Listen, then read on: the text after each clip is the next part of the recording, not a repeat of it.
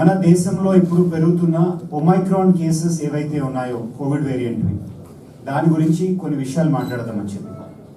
ఎందుకంటే నిన్న ఒక్క రోజులోనే దగ్గర దగ్గర మన భారతదేశం అంతా కలిపి 58,000 న్యూ కేసెస్ వచ్చాయి. అంటే మండేతో కంపేర్ చేస్తే 56% హైక్ ఉన్నది. కోవిడ్ అనే ఈ పాండమిక్ స్టార్ట్ అయిన దగ్గర నుంచి ఇప్పటిదాకా ఇంత హైక్ అనేది ఇప్పటిదాకా ఎప్పుడూ చూడలేదు. One day single day hike అనేది నెంబర్స్లో కాదు, పర్సంటేజ్లోని. దానికంటే ఎక్కువ ఇంపార్టెంట్ ఏంటి అని అంటే ఢిల్లీలోని వాటిలోని 6% దాకా పాజిటివిటీ రేట్ అనేది చూస్తున్నారు.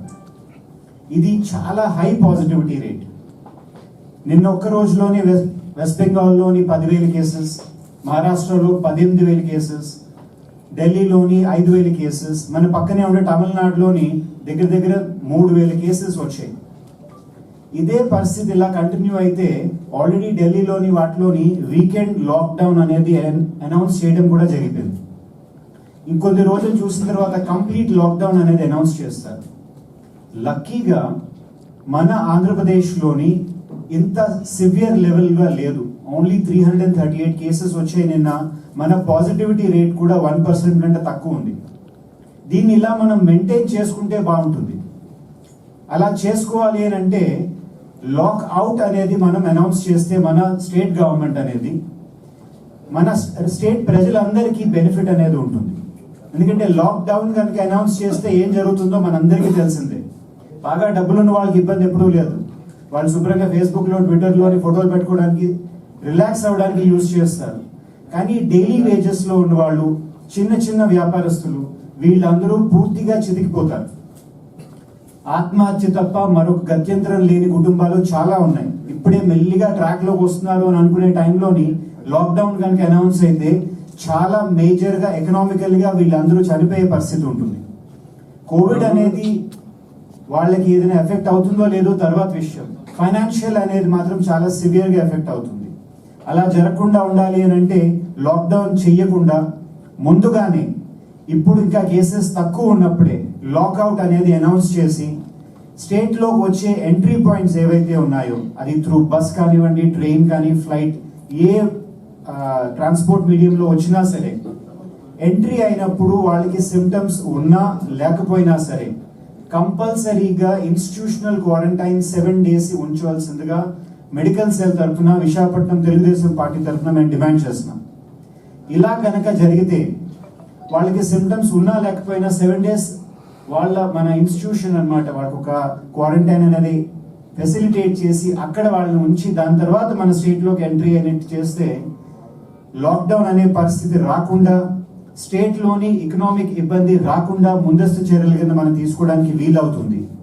ఎందుకంటే మన స్టేట్లోని దగ్గర దగ్గర 43% వ్యాక్సినేట్ అయిపోయి ఉన్నారు కంప్లీట్గా. 66% దాకా అట్లీస్ట్ సింగిల్ డోస్ అనేది ఆల్రెడీ స్టార్ట్ అయ్యి ఉన్నది వాళ్ళకి. వీళ్ళందరూ ఎందుకు బాధపడాలి? లాక్డౌన్ అనౌన్స్ చేస్తే వ్యాక్సినేట్ అయినా అవ్వకపోయినా అందరూ కంపల్సరీగా వాళ్ళు ఎఫెక్ట్ అవుతారు.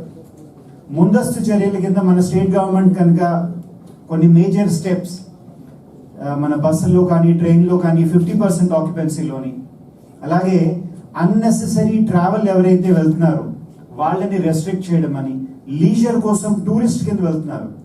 ఆన్ అన్ యావరేజ్ మన స్టేట్కి మిగతా స్టేట్స్ నుంచి పర్ ఇయర్ దగ్గర దగ్గర 2 కోట్ల మంది టూరిస్టులు అనేది వస్తూ ఉంటారు.